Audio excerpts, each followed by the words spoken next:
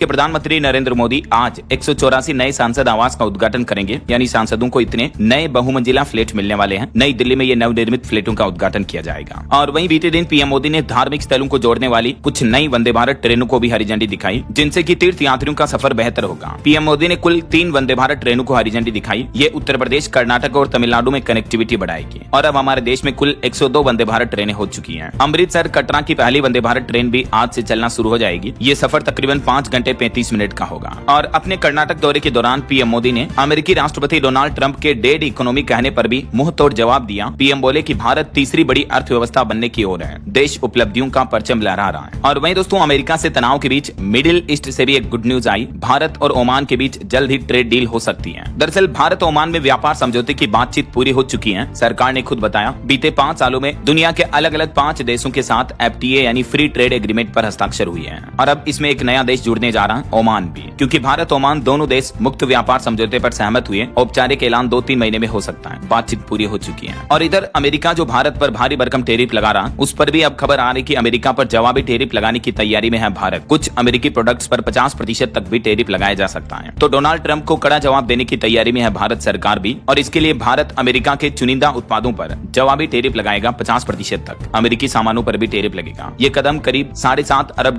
के निर्यात नुकसान की भरपाई के लिए होगा। चलिए अगली बड़ी खबर देखिए। जल्द ही हो सकता अगला युद्ध। भारत के सेना प्रमुख बोले कि हमें तैयार और सतर्क रहना जरूरी होगा। दरअसल भारत पाकिस्तान सीज फायर को लेकर अमेरिकी राष्ट्रपति डोनाल्ड ट्रंप के दावे और राजनीति के बीच अब भारत के सेना प्रमुख ने एक बड़ी बात कही है। और उन्होंने ये बात को लेकर आगाह भी किया कि अगला युद्ध जल्द ही हो सकता है। इसके लिए हमें सतर्क और तैयार रहने की जरूरत है। भारत के थल सेना अध्यक्ष जनरल उपेंद्र द्विवेदी ने पाकिस्तान के साथ जल्दी दोबारा युद्ध होने की आशंका जताई। उन्होंने कहा कि अगला युद्ध कभी भी हो सकता, हमें उसी के मुताबिक तैयारी करनी होगी। और उन्होंने ये भी कहा कि ऑपरेशन सिंदूर पर सरकार ने हमें फ्री हैंड दिया था, वो तो पाकिस्तान खुद भारत के सामने घुटने टेक दिए, इसलिए सीज फायर हुआ। चलिए अगली खबर देखिए। रिवाइज्ड इनकम टैक्स बिल आज संसद में पेश किया जाएगा। टैक्स सिस्टम को आसान बनाने के लिए सिलेक्ट कमेटी ने 566 बदलाव भी सुझाए इस न्यू इनकम टैक्स बिल में। देखिए न्यू इनकम टैक्स बिल 2025 की 4 बड़ी बातें। इसमें एक तो असेसमेंट ईयर को टैक्स ईयर के नाम से रिप्लेस किया गया है। और बिल के पन्ने भी 823 से घटाकर 622 कर दिए गए हैं। क्रिप्टो एसेट्स को भी किसी अनडिस्क्लोज्ड इनकम के तहत गिना जाएगा। और बिल में टैक्स पेयर्स चार्टर को भी शामिल किया गया है, जो कि टैक्स पेयर्स के अधिकारों को प्रोटेक्ट करेगा और टैक्स प्रशासन को ज्यादा ट्रांसपेरेंट बनाएगा। वहीं सैलरी से संबंधित कटौतियां जैसे कि स्टैंडर्ड डिडक्शन, ग्रेच्युटी और लीव एनकैशमेंट को भी अब एक ही जगह पर लिस्ट कर दिया गया। तो ये कुछ प्रमुख बदलाव आपको देखने को मिलेंगे न्यू इनकम टैक्स बिल यानी नए आयकर विधेयक 2025 में, जिसको पहले सरकार एक बार पास करके वापस ले चुकी है। तो अब संशोधित नया बिल आज सोमवार को संसद में पेश किया जाएगा। केंद्रीय मंत्री किरेन रिजिजू ने भी बताया कि इसमें टोटल 285 अहम बदलाव शामिल हैं। चलिए अगली बड़ी खबर देखिए। चुनाव आयोग ने राहुल गांधी से वोट चोरी के सबूत मांगे और एक नोटिस जारी करते हुए कहा कि महिला के डबल वोट डालने का दावा गलत है। उन्होंने खुद ये बात नकारी है। ये वो नोटिस है दोस्तों जो आप देख सकते हैं इलेक्शन कमीशन की तरफ से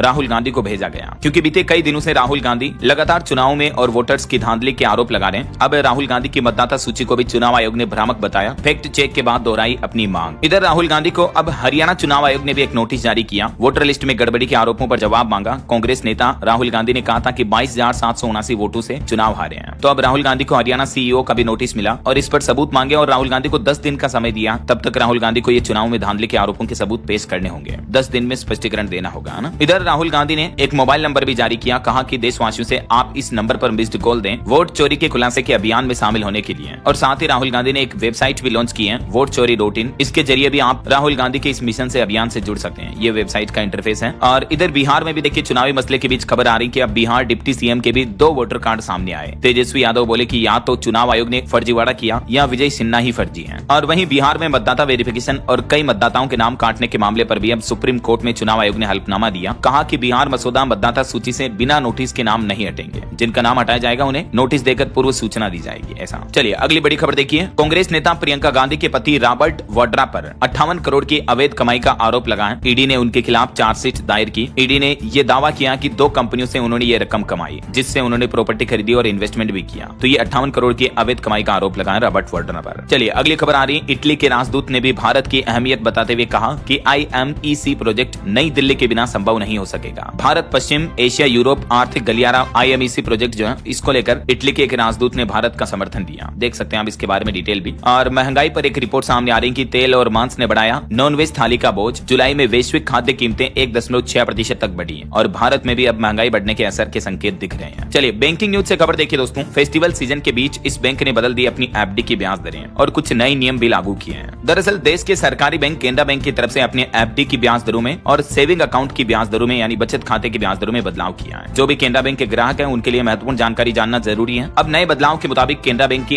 एफडी की नई ब्याज दरें क्या होगी, देख सकते हैं आप जानकारी। अलग अलग टाइम पीरियड की एफडी पर अब आपको 6.25% तक ब्याज मिलेगा और केनरा बैंक की सेविंग अकाउंट की ब्याज दरों में भी बदलाव किया गया है। 2.55% तक ब्याज मिलेगा और FD premature closure charge पर भी नया नियम लागू हो चुका है। अगर आप अपनी एफडी को समय से पहले तोड़ते हैं तो इसके लिए आपको 1% का चार्ज देना पड़ेगा। यानी अगर आप एफडी की मैच्योरिटी से पहले अपने पैसों को निकालते हो तो 1% अब आपको फाइन के रूप में, जुर्माने के रूप में देना पड़ेगा। तो ये केनरा बैंक की तरफ से कुछ नए नियम लागू किए हैं और कल ही मैंने आपको बताया था आईसीआईसीआई बैंक ने भी मिनिमम बैलेंस मेंटेन के नियमों में बदलाव किया है ना। चलिए अगली खबर देखिए दोस्तों। आरएसएस यानी राष्ट्रीय स्वयं सेवक संघ की एक अनूठी पहल है। पर्यावरण से जोड़ने और जन जागरण के लिए छात्रों व आम जन की ऑनलाइन परीक्षा ली जा रही है। 20 बहुविकल्पीय प्रश्नों के उत्तर देने होंगे। लोक सेवा आयोग की परीक्षाओं से ये प्रश्न आएंगे। 21 अगस्त तक ये परीक्षा दी जा सकती है इस ऑनलाइन पोर्टल के माध्यम से और राष्ट्रीय स्तर पर इसके परिणामों की घोषणा 30 अगस्त को की जाएगी। इससे ये पता चलेगा कि कहां के लोग पर्यावरण के प्रति ज्यादा संवेदनशील हैं और पर्यावरण अनुकूल कार्य करते समय सेल्फी लेकर आपको अपलोड भी करनी है और इस एग्जाम के बाद आपको PSG प्रमाण पत्र भी देगा। देख सकते हैं आप इसके बारे में डिटेल। और आरएसएस प्रमुख मोहन भागवत भी बोले कि शिक्षा और स्वास्थ्य आम लोगों की पहुंच से अभी भी बाहर है। संघ प्रमुख ने कहा कि पहले ये एक सेवा थी लेकिन अब इसे कमर्शियल कर दिया गया, यानी शिक्षा स्वास्थ्य अब व्यापार बन चुका है, सेवा नहीं है। चलिए अगली खबर देखिए। देश के परिवहन मंत्री नितिन गडकरी ने भी कहा कि दुनिया झुकती है, बस झुकाने वाला चाहिए। हम कई समस्याओं का सामना कर रहे हैं। अगर भारत को विश्व गुरु बनना है तो हमें इंपोर्ट कम करना चाहिए और एक्सपोर्ट को बढ़ाना होगा। और भूकंप पर कुछ बड़े अपडेट देखिए दोस्तों। हरियाणा के झज्जर में भूकंप आया। रिएक्टर स्केल पर तीव्रता 3.1 की रही है। हरियाणा के झज्जर में ये 45 दिन में 7वीं बार भूकंप के झटके लगे हैं। ये देख सकते हैं आप कुछ तस्वीरें, छत के पंखे भी हिलने लगे और कुछ घरों में दरारें आने की घटनाएं भी देखी गई। लोग बोले कि कई दीवारों में तो 1 उंगली तक का गैप हो गया। हरियाणा के झज्जर में ये भूकंप का केंद्र रहा। हालांकि गनीमत रही कि कोई बड़ा जान माल का नुकसान नहीं हुआ। और बीते दिन दोस्तों तुर्की में भी भूकंप के तेज झटके लगे। 6.1 की तीव्रता का भूकंप आया। दहशत के मारे लोग बाग घरों से बाहर निकल गए लेकिन प्रभावित प्रांतों में किसी के हताहत होने की कोई रिपोर्ट सामने नहीं आई है। और इससे एक दिन पहले हमारे देश में भी गुजरात राजस्थान बॉर्डर पर भूकंप के झटके लगे थे। यहाँ भी लोग बाग घबरा कर घरों से बाहर निकल आए लेकिन गनीमत रही कि जान माल का नुकसान नहीं हुआ है ना। चलिए अगला अपडेट देखिए। उत्तराखंड में जो हाल ही में त्रासदी हुई उस पर वैज्ञानिकों की एक रिपोर्ट सामने आ रही। एक्सपर्ट बोले कि देवदार के पेड़ आपदा रोक सकते थे। कभी 1 वर्ग किलोमीटर में 500 पेड़ थे लेकिन बिल्डिंग और डेवलपमेंट परियोजनाओं के चलते अब 200-300 पेड़ ही बचे हैं। तो इस वजह से लैंडस्लाइड, भूस्खलन, ये प्राकृतिक आपदाएं काफी बढ़ रही हैं। लेकिन एक्सपर्ट टीम का कहना है कि उत्तराखंड के उत्तरकाशी के धराली में जो ये हादसा हुआ हाल ही में, इसको देवदार के पेड़ रोक सकते थे। देखिए जरा, हम इंसान वनों को जो काट रहे हैं, इनका खामियाजा, इनका नुकसान हम ही को भुगतना पड़ रहा है, राइट। और मौसम के हालातों पर भी खबर आ रही। दिल्ली में यमुना नदी खतरे के निशान के करीब पहुंची। मध्य प्रदेश में अगस्त की शुरुआत में बारिश अच्छी नहीं हुई। 24 सालों में ऐसा पहली बार देखा गया। लेकिन अब मानसूनी सिस्टम एक बड़ा बदलाव देखने को मिल सकता है और देश भर में बारिश और बाढ़ की स्थितियां एक बार फिर से बढ़ सकती हैं। आगे मैं आपको बताऊंगा और भी पूरे मौसम समाचार विस्तार से। फिलहाल देखिए अगला अपडेट। पीएम इंटर्नशिप योजना 4 खामियां दूर करके फिर से लागू की जाएगी। न्यूनतम उम्र इसमें 18 साल होगी। स्टाइपेंड भी बढ़ाया जाएगा। इंटर्नशिप अवधि 6 महीने से बढ़कर 1 साल की जाएगी। वैसे तो ये पीएम इंटर्नशिप योजना हमारे देश में काफी टाइम पहले लागू हो चुकी है लेकिन इसके पहले 2 राउंड के नतीजे काफी निराशाजनक रहे हैं। तो इसके बाद अब केंद्र सरकार ने शीर्ष संस्थाओं से इस योजना का अध्ययन कराया तो इसमें कंपनियों की लोकेशन, एज लिमिट जैसी 4 खामियां सामने आई है। तो उनको दूर किया जाएगा और उसके बाद इस योजना को फिर से लागू किया जाएगा, फिर से रीलॉन्च किया जाएगा। ऐसा ये देख सकते हैं आप। पीएम इंटर्नशिप योजना में 4 बड़े बदलाव कौन कौन से होंगे। अभी इसकी उम्र सीमा 21 से 24 साल है तो अब न्यूनतम 18 साल और अधिकतम कंपनियों पर छोड़ा जाएगा। इंटर्नशिप अवधि को भी 6 महीने से बढ़ाकर 1 साल किया जाएगा। स्टाइपेंड भी बढ़ेगा, देख सकते हैं आप डिटेल, है ना। और किन किन सेक्टर्स में देश के युवा स्टूडेंट सरकार की इस योजना के तहत इंटर्नशिप कर सकते हैं, जिसकी भी डिटेल आप देख सकते हैं। चलिए अगला अपडेट देखिए। देश के रक्षा मंत्री राजनाथ सिंह बोले कि आतंकियों ने जम्मू पहलगाम में धर्म पूछकर मारा था, हमने उन्हें कर्म देखकर मारा है। हमारा संकल्प है जो हमें छेड़ेगा हम उसे छोड़ेंगे नहीं। केंद्रीय रक्षा मंत्री राजनाथ सिंह ने एमपी के रायसेन के उमरिया में रेल कोच फैक्ट्री का भूमि पूजन किया और इसी दौरान अपने संबोधन में ये प्रमुख बातें कही। और एक रिपोर्ट सामने आ रही कि देश के टॉप 10 महंगे शहरों में उत्तर प्रदेश की राजधानी लखनऊ भी शामिल हुआ। यूपी का ये तीसरा सबसे महंगा शहर बन चुका है। प्रदेश में नोएडा और देश भर में मुंबई सबसे महंगे शहरों में नंबर 1 पर है। चलिए अगला एक महत्वपूर्ण अपडेट देखिए दोस्तों। आजकल एक नए तरीके का साइबर फ्रॉड हो रहा है। इनकम टैक्स विभाग के नाम से लोगों को फर्जी ईमेल मिल रहे हैं और ITR रिफंड के नाम पर साइबर फ्रॉड हो रहा है। तो सरकार की तरफ से सूचना जारी की गई कि कैसे पहचाने आपको मिलने वाला ईमेल असली है या नकली है। तो साइबर लिटरेसी के तहत ये इन्फॉर्मेशन चेक कर लीजिए कि असली और नकली इनकम टैक्स रिफंड ईमेल को आप कैसे पहचान सकते हैं। जो असली इनकम टैक्स का ईमेल होता है उसमें 8.gov.in एक्सटेंशन वाली ईमेल आईडी मिलेगी आपको। बाकी जैसे gmail.com या अन्य डोमेन के ईमेल एड्रेस जो होते हैं वो फेक होते हैं। और भी OTP वगैरह को लेकर जानकारी कभी भी आपको ईमेल के माध्यम से शेयर नहीं करनी है, पर्सनल डिटेल्स वगैरह। और बाकी इनकम टैक्स रिफंड चेक करने के 3 और सुरक्षित तरीके भी आप देख सकते हैं। या तो ई फाइलिंग वेबसाइट के जरिए या NSDL की वेबसाइट पर या आयकर विभाग की हेल्पलाइन नंबर पर आप जानकारी ले सकते हैं। ठीक है, और हेल्थ को लेकर भी देखिए ICMR की डाइट प्लान को लेकर इन्फॉर्मेशन है। भारतीयों के लिए ICMR की डाइटरी गाइडलाइंस, क्या खाएं क्या ना खाएं, औसतन 2000 कैलोरी का डेली डाइट प्लान आपका क्या होना चाहिए, क्योंकि आजकल के लाइफस्टाइल में फास्ट फूड वगैरह हम उल्टी सीधी चीजें बहुत ज्यादा खाते हैं, इससे कई बीमारियां होती हैं। तो भारतीयों के लिए ICMR की ये 17 डाइटरी गाइडलाइंस पॉइंट आप देख सकते हैं। छोटे बच्चों से लेकर बड़े बुजुर्ग तक को क्या क्या खाना चाहिए, कितना पानी पीना चाहिए, राइट। और 2000 कैलोरी के लिए आपकी परफेक्ट फूड प्लेट क्या होनी चाहिए, उसमें क्या क्या सैलेड वगैरह होने चाहिए, इस बाबत भी डिटेल जानकारी आप देख सकते हैं। चलिए अगली खबर देखिए, स्टूडेंट के लिए एक महत्वपूर्ण अपडेट आ रहा। कक्षा 9वीं के लिए ओपन बुक असेसमेंट को मिली मंजूरी, अगले सत्र से ये नया सिस्टम लागू होगा। अब रटने की बजाय समझ पर ज्यादा जोर दिया जाएगा। CBSE यानी केंद्रीय माध्यमिक शिक्षा बोर्ड ने 9वीं क्लास के लिए open book assessment exam system को मंजूरी दे दी है। ये जो एग्जाम का प्रस्ताव था, इसे CBSE की मंजूरी मिल चुकी है। पायलट स्टडी के बाद ये फैसला लिया गया। नए एकेडमिक सेशन 2026-27 से कक्षा 9वीं में ये सिस्टम लागू होगा। ठीक है, ओपन बुक असेसमेंट से स्टूडेंट को क्या फायदा होगा, रटने की आदत खत्म होगी, लॉजिकल थिंकिंग ज्यादा बढ़ेगी, एग्जाम प्रेशर कम होगा, लर्निंग के प्रोसेस को ज्यादा इंटरेस्टिंग बनाया जाएगा। ओपन बुक का मतलब आप एग्जाम में किताब ले जा सकेंगे और फिर आपको एग्जाम देना है। बाकी 2026 अगले साल से CBSE की 10वीं परीक्षा भी 2 बार होगी। पहली परीक्षा कंपलसरी और दूसरी ऑप्शनल होगी। ये भी नया सिस्टम लागू होगा। इसके अलावा CBSE का निर्देश है सभी स्कूलों में CCTV कैमरे भी लगाए जाएंगे।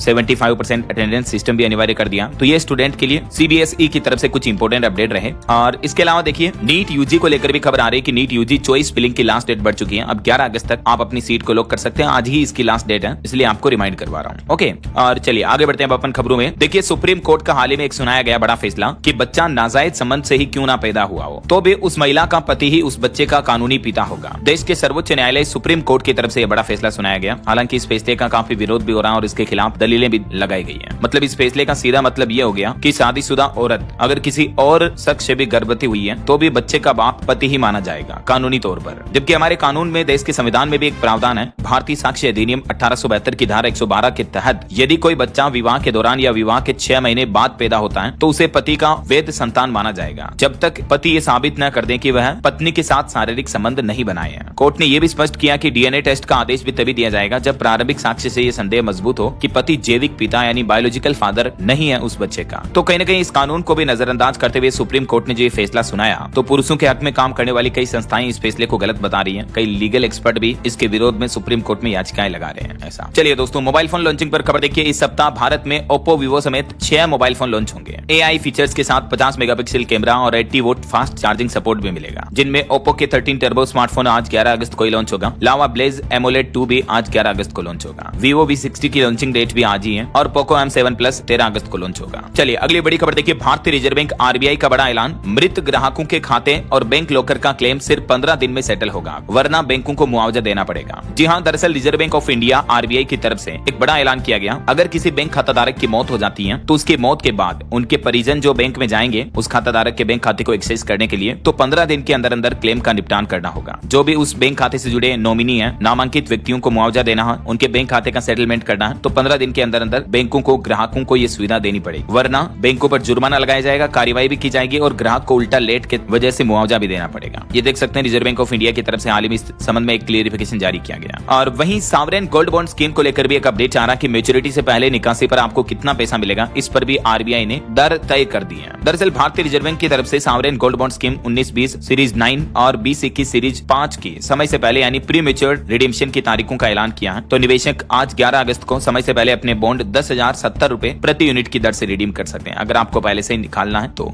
चलिए किसान भाई लोगों के लिए भी एक बड़ा अपडेट सामने आ रहा है। देखिए किसानों को बड़ा तोहफा, आज सोमवार को 30 लाख अन्नदाताओं के खाते में आएंगे 3200 करोड़ रुपए। दरअसल केंद्र सरकार आज 11 अगस्त को देश भर के 30 लाख से भी ज्यादा किसानों को PM किसान फसल बीमा योजना के तहत 3200 करोड़ रुपए वितरित करेगी। प्रधानमंत्री फसल बीमा योजना के तहत किसानों के बैंक खातों में ये धनराशि ट्रांसफर की जाएगी है ना? और इन भुगतान में अलग अलग राज्यों में किसानों को ये भुगतान किया जाएगा। जैसे अकेले छत्तीसगढ़ में ही ऑलमोस्ट 1,41,000 से भी ज्यादा किसानों को 150 करोड़ रुपए से ज्यादा की धनराशि प्रधानमंत्री फसल बीमा योजना के तहत भुगतान की जाएगी है ना? चलिए कुछ और हेडलाइंस न्यूज अपडेट देखते हैं फटाफट से। देखिए CPI-ML बिहार के SIR मतदाता सूची विवाद पर स्वतंत्रता दिवस के मौके पर देशव्यापी आंदोलन का ऐलान किया है 15 अगस्त के दिन। और हरियाणा और महाराष्ट्र राज्य के इलेक्शन कमीशन ने राहुल गांधी को वोटर लिस्ट गड़बड़ी पर 10 दिन में स्पष्टीकरण देने को भी कहा है। पूर्व केंद्रीय मंत्री आनंद शर्मा ने AICC विदेश विभाग अध्यक्ष के पद से इस्तीफा दिया, कार्य समिति में रहेंगे सदस्य। और पाकिस्तान की खैबर पख्तूनख्वा प्रांत में आतंकवादियों ने एक सरकारी स्कूल को विस्फोट से उड़ाया, जिससे इमारत को भारी नुकसान पहुंचा। वहीं भारत अमेरिका व्यापार वार्ता और शुल्क पर आज शशि थरूर की समिति को मंत्रालयों की ओर से ब्रीफिंग की जाएगी। और CBSE ने कक्षा 10 की 2 एग्जामिनेशन स्कीम भी लागू की, यानी 3 या अधिक विषयों में अनुपस्थित छात्र फिर नहीं दे पाएंगे दूसरी परीक्षा। समीक्षा। उत्तराखंड के दराली में ऑपरेशन जिंदगी जारी है, खराब मौसम के कारण रेस्क्यू ऑपरेशन में आ रही बाधा। बहरहाल अभी तो अपन कुछ और महत्वपूर्ण और काम की खबरें देखेंगे दोस्तों, लेकिन फिलहाल वक्त तो चला है आज के ताजा मौसम। बिहार समेत देश के 26 राज्यों में बारिश का अलर्ट जारी हुआ। हिमाचल प्रदेश में 362 सड़कें अभी भी बंद पड़ी हैं। यूपी में भारी बारिश और बाढ़ की वजह से हालात काफी गंभीर चल रहे हैं, नदी नाले उफान पर हैं। अयोध्या लखनऊ हाईवे पर एक ओवरब्रिज भी धंस गया। देखिए उत्तर प्रदेश की स्थितियां, फ्लड यानी बाढ़ में 1877 गाँव डूबे हुए हैं, 6 लाख से ज्यादा लोग पीड़ित हैं, घरों घरों में पानी पहुंच गया। यूपी में मानो जल प्रलय का कहर छाया हुआ है, राहत सामग्रियों पर चल रही है लोगों की जिंदगी भी। और ये देखिए यूपी की पीलीभीत का एक मामला, एक वृद्धा को कीचड़ में 4 पाई पर ले गए। मुरादाबाद में रामगंगा में भी बाढ़ आई हुई है। महाराजगंज में कोबरा को पकड़ा, लखनऊ में भी बारिश हुई। इस बीच मौसम विभाग ने उत्तर प्रदेश के 51 जिलों में अगले 24 घंटों के दौरान और भी भारी बारिश का अलर्ट जारी किया है। वैसे अगले 72 घंटों के दौरान देश के कई और राज्यों में बारिश की चेतावनी है। बंगाल की खाड़ी से एक नया चक्रवात सिस्टम उठ रहा है, जो सक्रिय होने के बाद अगले 2-3 दिन 13-14 अगस्त के बाद फिर से और मानसून उग्र होगा और देश भर के कई राज्यों में बारिश के हालात बनेंगे। देश की राजधानी दिल्ली में भी अभी यमुना नदी खतरे के निशान के करीब पहुंच चुकी है। वहीं छत्तीसगढ़ की मानसून का लाइव अपडेट देखिए, 11 जिलों में येलो अलर्ट जारी हुआ। अगले 5 दिन बिजली गिरने की भी आशंका रहेगी। छत्तीसगढ़ में सामान्य से 65% कम बारिश हुई इस बार। और बिहार में देखिए भागलपुर में घड़ियाल ने किया हमला, गंगा में समाया एक घर भी। मुंगेर में 4 लेन पर 5 फीट तक पानी भरा। समस्तीपुर में स्कूल भी डूब गए। बाढ़ की वजह से बीते 12 घंटों में 11 लोगों की मौतें हुई बिहार में।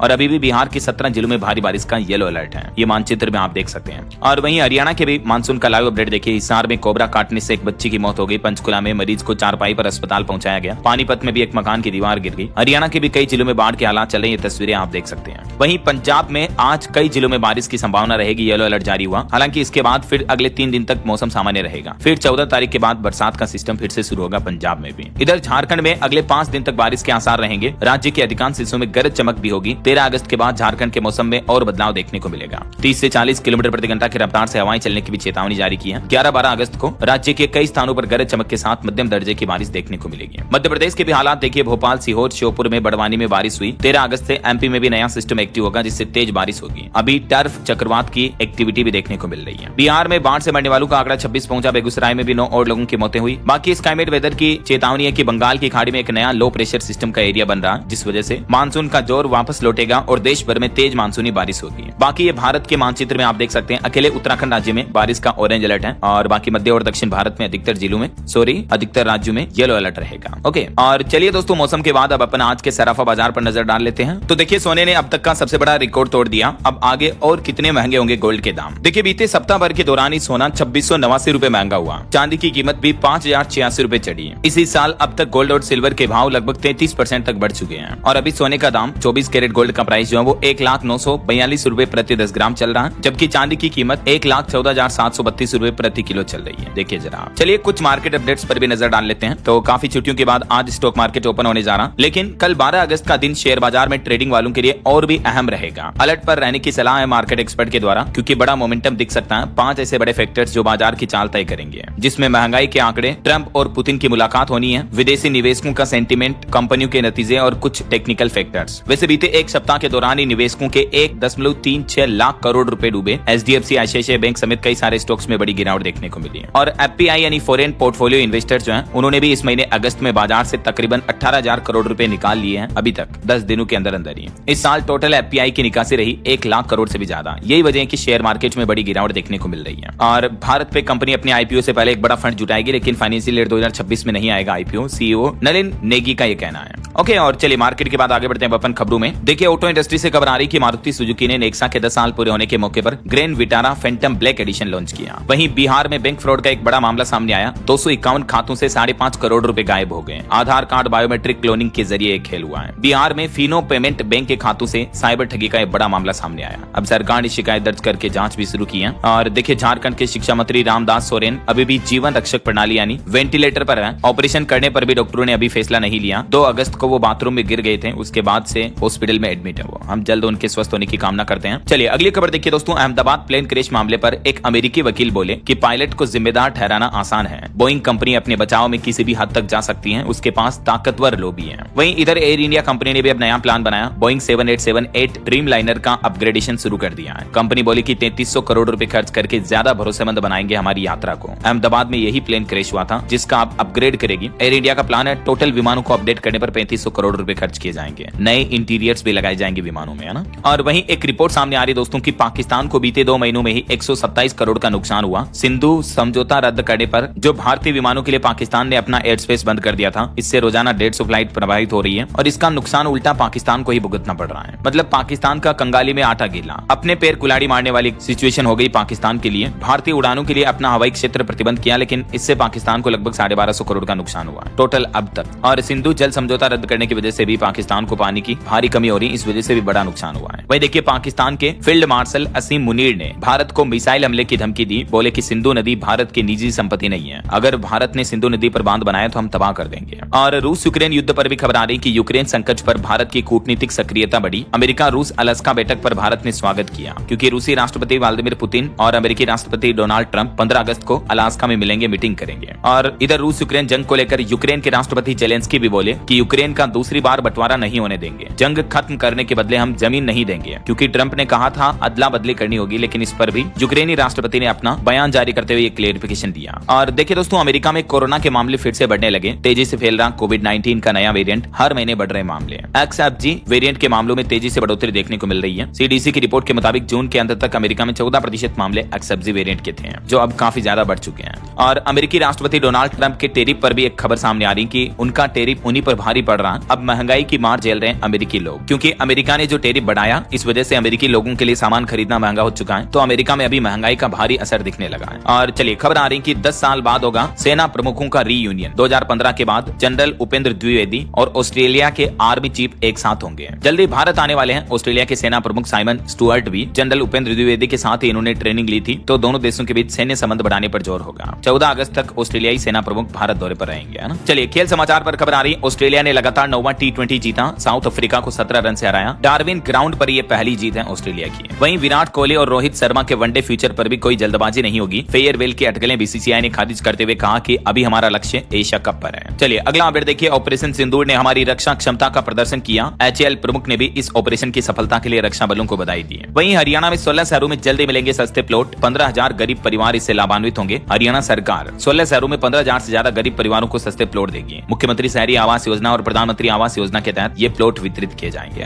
और खबर देखिए, विधानसभा के सवालों का अधिकारियों को 1 महीने के अंदर अंदर देना होगा जवाब। दिल्ली विधानसभा स्पीकर की तरफ से निर्देश दिए गए कि 30 दिन के समय के अंदर अंदर सवालों के जवाब पेश करने होंगे। वहीं खबर आ रही कि निजी स्कूल अब मॉन्स्टर की तरह करेंगे व्यवहार। आम आदमी पार्टी नेता मनीष सिसोदिया ने दिल्ली सरकार के नए स्कूल फीस कानून को बताया खतरनाक। और वहीं खबर देखिए, मध्य प्रदेश के मुख्यमंत्री डॉक्टर मोहन यादव ने बाढ़ पीड़ितों के लिए जारी की 30 करोड़ की सहायता राशि। बोले हर संकट में सरकार आपके साथ है। वहीं देखिए, खतरनाक हुआ UP Gorakhpur Lucknow 4 lane highway भी 25 किलोमीटर में 2500 से ज्यादा गड्ढे हैं। टोल लेकर टेंशन दे रहे हैं NHAI के अधिकारी। ये देखिए, ग्राउंड रिपोर्ट सामने आ रही है इस 4 लेन हाईवे की। अच्छा, यूपी के कुछ और अपडेट देखिए दोस्तों। यूपी विधानमंडल का सत्र आज से शुरू होने जा रहा। स्कूलों के विलय पर भी हंगामा हो सकता है। बिजली निजीकरण पर भी टकराव होना तय है। तो आज सोमवार से उत्तर प्रदेश विधानसभा का मानसून सत्र शुरू होगा, जो कि 4 दिन तक चलेगा। इस सत्र के शुरू होने से पहले मुख्यमंत्री योगी आदित्यनाथ बोले कि सदन में पूरी तैयारी से आए मंत्री विपक्ष के आरोपों पर दे करारा जवाब। और इधर उत्तर प्रदेश के डिप्टी सीएम ने भी एक बड़ा ऐलान किया। देवीय आपदाओं में बेघर हुए लोगों को भी आवास देगी सरकार। बाढ़ से प्रभावित हुए 6 लाख लोगों को अब वापस उनके घरों के निर्माण के लिए आवास वगैरह देगी। वहीं उत्तर प्रदेश में रक्षाबंधन के मौके पर भी 50 लाख महिला यात्रियों ने सह यात्रियों के साथ बसों में मुफ्त यात्रा की। 59 करोड़ से ज्यादा की टिकट जारी हुई है। चलिए, अगली बड़ी अच्छी खबर आ रही है। अरब सागर में भारतीय नौसेना करेगी युद्धाभ्यास। पाकिस्तान ने भी ड्रिल का जारी किया नोटिस। आज 11 और कल 12 अगस्त को अरब सागर में भारतीय नौसेना के युद्धपोत ये अभ्यास करेंगे। वैसे इंडियन आर्मी के लिए एक और अच्छी खबर है, समुद्र में भारत की ताकत और बढ़ने वाली है। 26 अगस्त को नौसेना में शामिल होंगे युद्धपोत उदयगिरी और हिमगिरी भी, जिससे इंडियन नेवी की ताकत और बढ़ेगी, है ना। चलिए, खबर देखिए। कर्नाटक में आज बंगलुरु भगदड़ की घटना को लेकर भी विपक्ष प्रदर्शन करेगा। और वहीं देखिए, अंग प्रतिरोपण नियमों में भी सरकार ने एक बार फिर से बड़ा बदलाव किया। महिलाओं और मृत दाताओं के परिजनों को भी मिलेगा पहला हक। दरअसल केंद्रीय स्वास्थ्य मंत्रालय ने सभी राज्यों और केंद्र शासित प्रदेशों को सलाह दी है कि अंग प्रतिरोपण की प्रतीक्षा सूची में महिला मरीजों को प्राथमिकता दी जानी चाहिए, ताकि लैंगिक असमानता को दूर किया जा सके। और इसके साथ ही मंत्रालय ने यह भी सुझाव दिया है कि अंग प्रतिरोपण की प्रतीक्षा कर रहे मृत दाताओं के करीबी रिश्तेदारों और संबंधियों को भी प्राथमिकता दी जाए और ऐसे लोगों का सम्मानजनक तरीके से अंतिम संस्कार किया जाएगा। 15 अगस्त 26 जनवरी के मौके पर ऐसे लोगों के परिवारों को सम्मानित किया जाएगा। सभी ट्रोमा सेंटर में सुविधाएं विकसित करने के निर्देश भी जारी किए और राज्यों को एक ब्रांड एम्बेसडर नियुक्त करने का भी सुझाव दिया। अंगदान के लिए लोगों को मोटिवेट करने के लिए ब्रांड एम्बेसडर चुना जाएगा ना। और वहीं खबर देखिए, पीएम मोदी की स्वदेशी अपील को देश के व्यापारियों का भी समर्थन मिलने लगा। त्योहारों में भारतीय उत्पादों को बेचने का निर्णय लिया है व्यापारियों ने। और खबर आ रही, छोटे रॉकेट से अंतरिक्ष की महाशक्ति तक का सफर। इसरो अब एक और नया मिशन शुरू करने जा रहा है। लॉन्च करेगा मिलेगा 6500 किलो का अमेरिकी सैटेलाइट भी। भारत का अंतरिक्ष सफर 1963 में अमेरिका से मिले छोटे रॉकेट से शुरू हुआ था, जब इसरो की स्थापना हुई थी। अब इसरो अगले कुछ महीनों में अमेरिका का 6500 किलो वजनी संचार उपग्रह अपने रॉकेट से लॉन्च करेगा। इसरो के प्रमुख चेयरमैन वी नारायणन ने अपनी बड़ी उपलब्धि के बारे में बताया। वहीं देखिए रिपोर्ट सामने आ रही कि देश में एशियाई शहरों की संख्या बढ़ी, 5 साल में 32% तक बढ़े एशियाई शहर। सरकार की तरफ से आंकड़े जारी किए गए, कुछ नंबर्स वगैरह आप देख सकते हैं। और वहीं देखिए हिमाचल प्रदेश के गाँव में अब पंचायतें तय कर सकेगी पानी की दरें। बिल लेने के लिए भी पंचायतों को अधिकृत कर दिया और पंचायतों को ये नए राइट्स दिए गए हैं। वहीं खबर आ रही बिहार में देखिए 55 करोड़ की लागत से बना 200 बेड वाला मॉडल जिला अस्पताल उद्घाटित किया गया। यहाँ अत्याधुनिक स्वास्थ्य सेवाएं मिलेगी। बिहार पटना में स्वास्थ्य मंत्री मंगल पांडेय ने यह अनाउंसमेंट किया। और वहीं देखिए बिहार पटना से सटे इन इलाकों को भी अब एक और 4 लेन सड़क का तोहफा मिलने जा रहा। मुख्यमंत्री नीतीश कुमार इसका शिलान्यास करेंगे।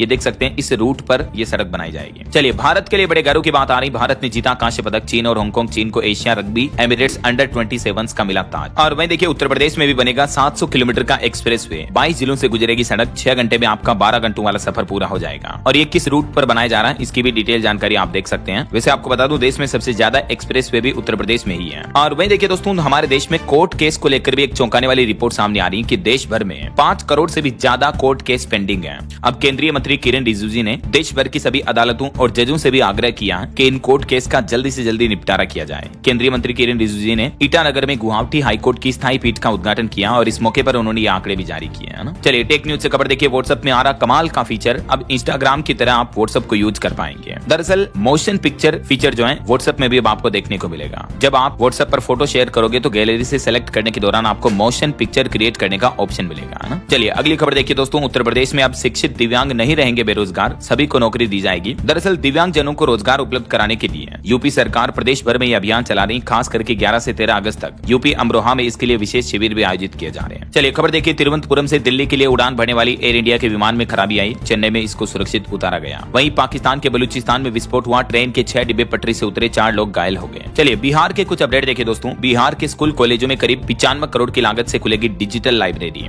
जहां स्टूडेंट के लिए कई खास सुविधाएं उपलब्ध होगी। बिहार प्रदेश के सभी सरकारी स्कूलों और कॉलेजों में नीतीश सरकार का प्लान है, अब डिजिटल लाइब्रेरी बनाई जाएगी। बच्चों को मिलेगी हाईटेक पढ़ाई की सुविधा भी है। 10 कंप्यूटर, इंटरनेट, फ्री वाईफाई, बिजली वगैरह ये सब कुछ सुविधाएं मिलेगी है ना। वहीं बिहार के आम लोगों के लिए भी अच्छी खबर, घर के पास ही आपको चिकित्सा सुविधा भी मिल जाएगी। इन जिलों में पोली क्लिनिक खोलने की तैयारी कर रही नीतीश सरकार। टोटल बिहार के 19 जिलों में ये पोली क्लिनिक खोले जाएंगे। किन किन जिलों में पहले चरण में ये क्लिनिक खोलने का प्लान है, जिनके नाम और लिस्ट भी आप देख सकते हैं। वहीं खबर आ रही है बिहार में अब पटना से किसी भी शहर में जाने के लिए ऑनलाइन भी आप बस टिकट बुक कर पाएंगे। अगले महीने 1 सितंबर से बिहार राज्य पथ परिवहन निगम BSRTC की तरफ से 1 सितंबर से ऑनलाइन टिकट बुकिंग सेवा शुरू करने जा रही है। चलिए अगला अपडेट देखिए, FSSAI ने 3 लाख से भी ज्यादा स्ट्रीट फूड विक्रेताओं को दिया प्रशिक्षण, 405 हब को मिली प्रमाणिकता भी। और वहीं खबर आ रही दोस्तों, उज्ज्वला योजना पर सब्सिडी में अब आपको साल के 12 गैस सिलेंडर नहीं मिलेंगे, बल्कि तेल कंपनियों के घाटे की भरपाई के लिए अब सरकार ने PM उज्ज्वला योजना में सालाना 9 सिलेंडर पर ही सब्सिडी देने की घोषणा की है, जो कि 300 रुपए सब्सिडी मिलेगी। लेकिन पहले प्रधानमंत्री उज्ज्वला योजना में साल में 12 सिलेंडर मिलते थे सब्सिडी में, अब उनकी संख्या को घटाकर 9 ही कर दिया। ओके, और चलिए कुछ और स्टेट न्यूज अपडेट देखते हैं फटाफट से। देखिए राजस्थान के मुख्यमंत्री भजन लाल 14 अगस्त को बीकानेर में जनसभा करेंगे।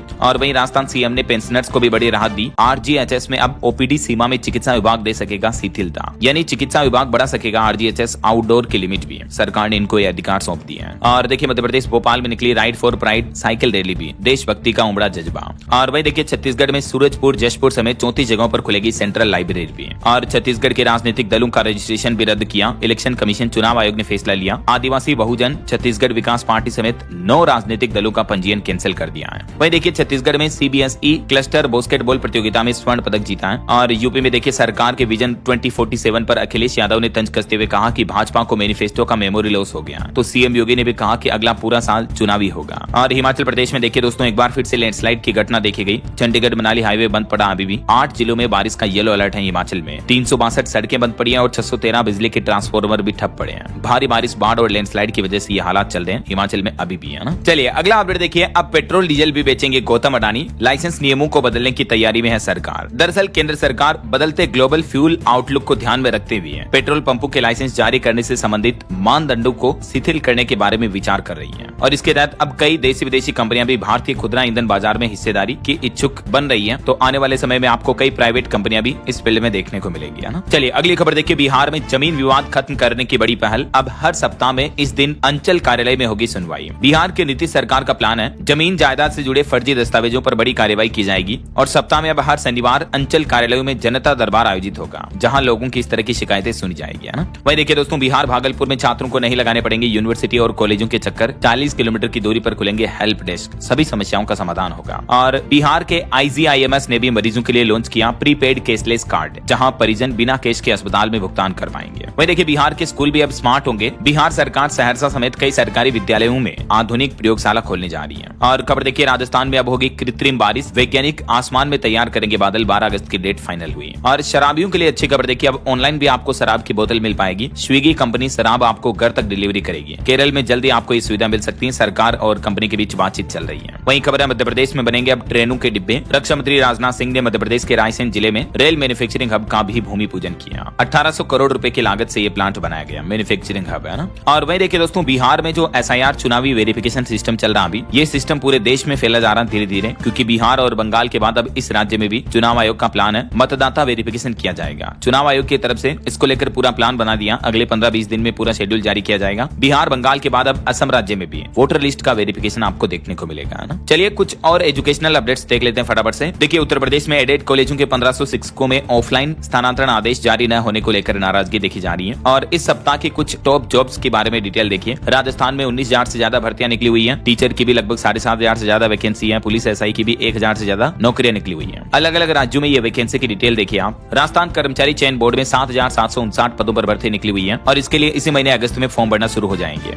वहीं राजस्थान लोक सेवा आयोग में भी 6,500 पदों पर भर्ती निकली हुई है। आवेदन शुरू होंगे 19 अगस्त से, लास्ट डेट रहेगी 17 सितंबर। राजस्थान स्कूल शिक्षा विभाग में भी 3225 पदों पर वैकेंसी निकली हुई है। 14 तारीख से इसमें फॉर्म भरे जाएंगे, लास्ट डेट रहेगी 12 सितंबर। और RPSC वेटरनरी ऑफिसर में भी 1100 पदों पर वैकेंसी निकली हुई है। 5 अगस्त से इसमें फॉर्म भरना जारी है। 3 सितंबर लास्ट डेट रहेगी। राजस्थान सब इंस्पेक्टर पर भी 1015 पदों पर वैकेंसी निकली हुई है। 10 तारीख से फॉर्म भरने शुरू हो चुके हैं। 8 सितंबर लास्ट डेट रहेगी। और बैंकिंग जॉब से भी खबर आ रही, कोऑपरेटिव बैंक में 2513 पदों पर भर्ती निकली हुई है। इसमें भी 6 तारीख से आवेदन शुरू हो चुके हैं। लास्ट डेट 26 अगस्त रहेगी। बैंक क्लर्क समेत अन्य पोस्ट पर यह वैकेंसी है ना। और वहीं देखिए दोस्तों, SI भर्ती के भी 1015 पदों पर आवेदन शुरू हो चुके हैं। राजस्थान में ये वैकेंसी निकली हुई। कैंडिडेट्स 8 सितंबर तक ऑनलाइन फॉर्म भर पाएंगे, मैंने आपको बता दिया ना। और इंडियन ओवरसीज बैंक में भी 750 पदों पर भर्ती निकली हुई है। इसमें लास्ट डेट रहेगी 20 अगस्त। वहीं IBPS PO के एडमिट कार्ड जल्दी जारी होंगे। 17 अगस्त से PO का एग्जाम शुरू होगा। और उत्तर प्रदेश CSJMU ने शुरू किए 8 नए कोर्स। नैनो टेक्नोलॉजी में भी मास्टर डिग्री MA करने का ऑप्शन मिलेगा आपको। ओके, और चलिए अंत में आज के राशिफल पर नजर डाल लेते हैं। देखिए, मेष राशि वालों को करियर में तरक्की के रास्ते खुलेंगे और कुंभ राशि वालों को भी रुका पैसा मिलने की संभावना है। और भी कुछ अलग अलग राशियों का राशिफल आप देख सकते हैं स्क्रीन पर। और हाँ दोस्तों, आप मुझे कमेंट करके बताइए कि